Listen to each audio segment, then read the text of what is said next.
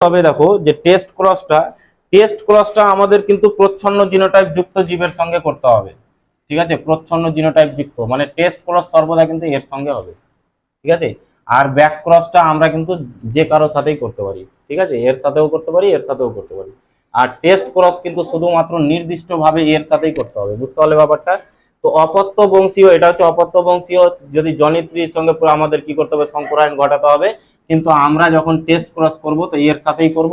আর যদি আমরা back cross করতে চাই তো আমরা এর সাথেও করতে পারি, এর সাথেও করতে পারি। একটা কোশ্চেন হয় যে সমস্ত টেস্ট ক্রসই হলো ব্যাক ক্রস, কিন্তু সমস্ত ব্যাক ক্রস টেস্ট ক্রস নয়, ব্যাখ্যা করো। তো কিভাবে হয় বলো তো ব্যাপারটা?